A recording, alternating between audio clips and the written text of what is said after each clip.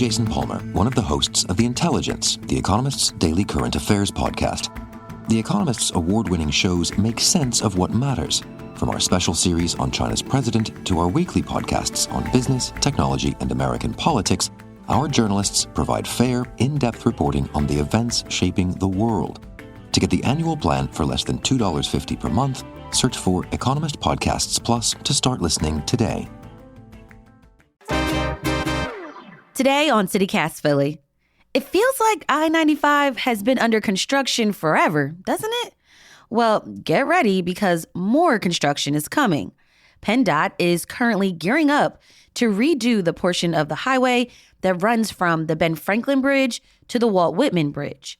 And those plans have some local neighborhood groups concerned that the highway will gobble up land that's used for homes and recreation. It's Monday, February 5th. I'm Trinae Nuri, and here's what Philly's talking about.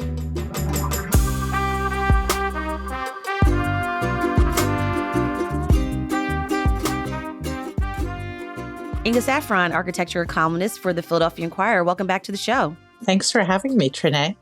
This stretch of I-95 sees a lot of cars, a lot of trucks.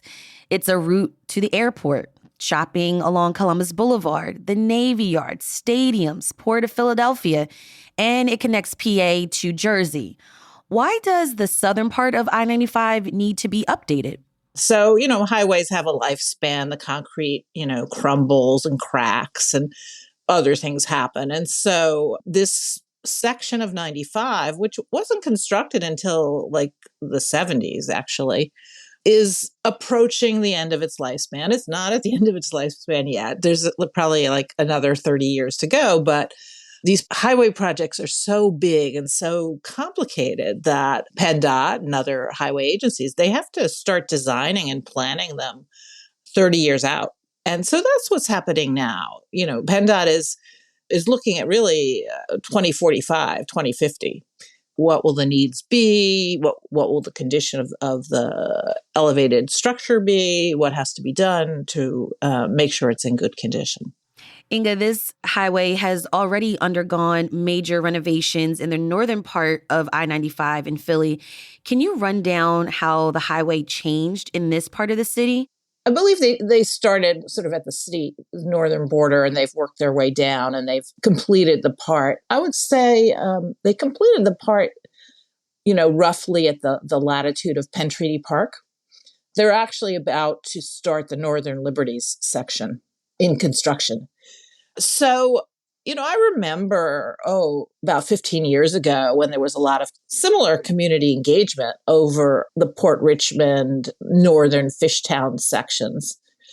And, I remember my head exploding because I couldn't understand. I couldn't understand, how it was going to change. There were all these meetings and I didn't even write anything at the time. I just couldn't make heads or tails of it. And I feel very badly about that because very rarely do I report a story and not write it. I usually figure out something. But in that case, I couldn't figure it out. Anyway, so flash forward to last year when they wrapped up construction at Girard and Allegheny, and I went to look at it, and I couldn't believe what I saw. And what'd you see? I saw this massive interchange that looked like it was in Iowa. It was so big. It was so much bigger than what was there before and had all these ramps. And it was much closer to the houses. And it was really, really difficult to cross Richmond Street, which is the street that separates the waterfront neighborhoods from the, I guess you could call them inland neighborhoods. I just thought it was so awful. And I did write a column at that time about that. And, when I interviewed PennDOT about it, they conceded to me that it was way bigger than they expected. It was just a monster. And, we've been talking for years about how to reconnect our neighborhoods to the riverfront, which, the Delaware waterfront has really blossomed. And there are a lot of amenities there. Penn Treaty Park has become much improved. It's a real gathering place for the neighborhood. Graffiti Pier is about to be turned into a public park. There's this vast new townhouse development called North Bank with hundreds of units of housing on the river. And this newly reconstructed I-95 is an even bigger barrier. Our waterfront has gotten better, but the barrier has gotten worse. And this has all happened when we're having a national conversation about the way highways disconnect neighborhoods and the inequities and injustices that we've seen in cities across the country. More on why some residents and community groups take issue with the proposed expansion of I-95 after the break. This is CityCast Philly.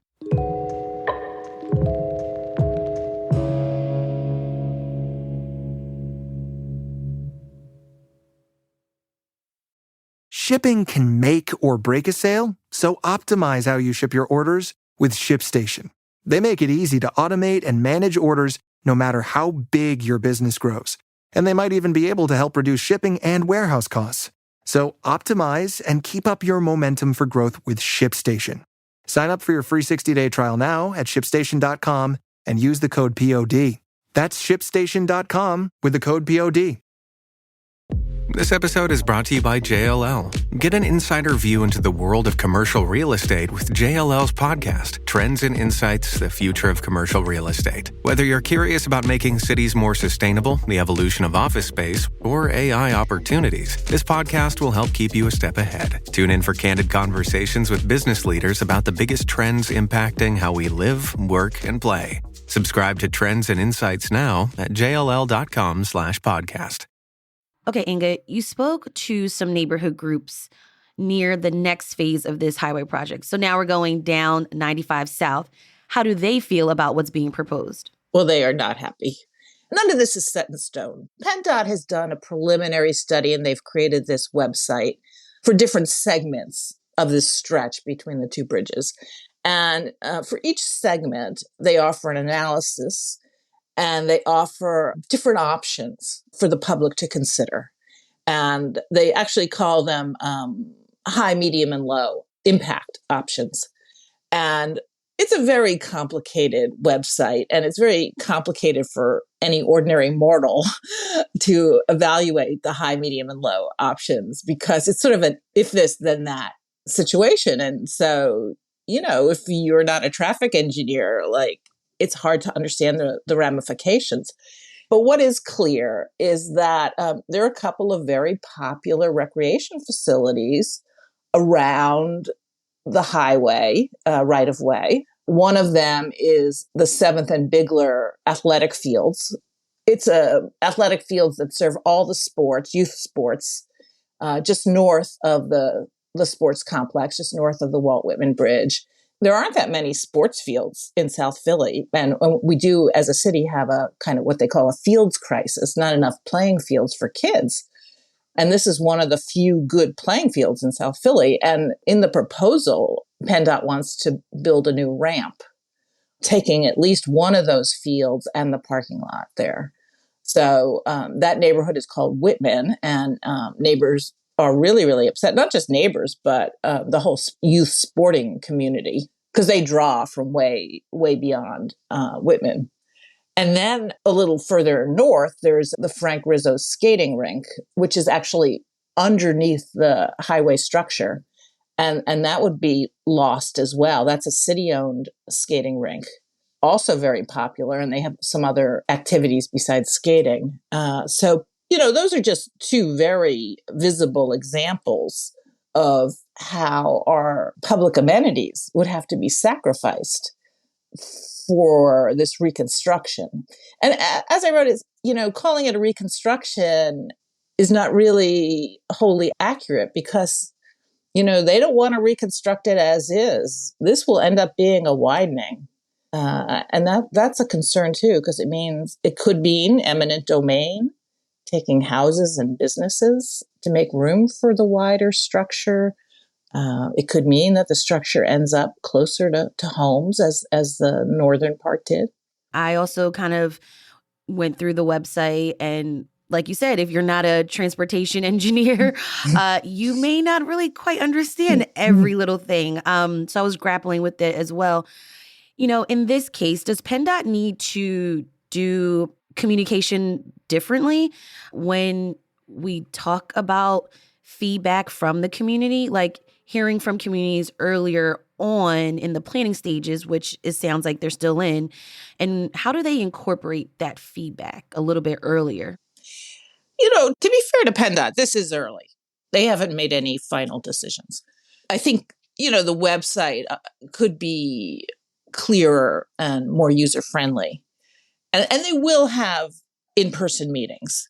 And we're going to see a lot of, elected officials, like the state representatives, get involved and the city council people, to advocate for their constituents. So I think there will be a dialogue. What really struck me about, the high, medium, and low options and the kind of rubric that they created and the videos that they created is you come away with this realization that their mindset is build a bigger, better highway. I would say they asked for community input, but they've defined what the conversation is. And that conversation does not include transit. It does not include protecting neighborhoods as a priority. It doesn't include burying highways. It doesn't include a sensibility that neighborhoods should be of primary importance. Now, you mentioned this earlier about the timeline and how agencies actually plan for these types of projects, and we might not see them finished for 30 years. Mm-hmm. So what's the timeline for this southern part of I-95? Oh, it's at least 30 years. Yeah, because, first we have this community engagement process, then they're going to have to design it. And, highway engineering is very complicated design work. And then, they have to get contractors and they have to go section by section. I mentioned earlier that they did the section in Northern Fishtown and Port Richmond, and now they're about to do Northern Liberties. It's a process. The world's going to be a very different place. I was just going to ask you, what do you want to tell our future selves in 30 years when this is done? I hope, climate change is really bearing down on us. And do we want to make roads that are wider and then encourage people to drive, even if they're driving electric cars? Shouldn't we be planning for transit? There's talk now of developing the sports complex, making it more mixed use. Why aren't we talking about transit? Why are we just assuming that the car is going to rule forever? And, climate change is, we know how hot last summer was and how warm this winter was. It's not going away. And, it can get a little depressing when you think about all these different players and all the decisions that have to be made and how little coordination there is between them and these different agencies, different policy goals. So, Inga, I guess the bottom line here, there's stakeholders, there's the public input.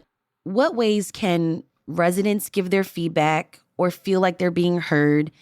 And we have the public agencies working together in a more harmonious way. Well, I do think, there was a lot of interest in this project before I wrote my piece. And I think, now people have a clear idea of what's going on. And I do think, it is great that PennDOT has this website. I think at one point, so many people got on the website that it crashed. So I think people are going to have to lobby for their interests. And, I do see legislators like Representative Fiedler and Senator Saval getting involved. And I'm sure Councilman Squilla, I'm not sure if Kenyatta Johnson covers some of that southern part, but I fully expect them to be weighing in. And of course, our new mayor, Sherelle Parker. And, I expect our governor to be looking out for the interests of these neighborhoods because, these are very precious places. This is what makes Philadelphia, Philadelphia. And are we going to wreck neighborhoods so people can exit the sports complex 5 minutes faster? That is just crazy. That's Inga Saffron, architecture columnist for the Philadelphia Inquirer. Thank you for breaking this all down with me on CityCast Philly. It's my pleasure today. Read more of Inga's column and more about this project by clicking the links in our show notes.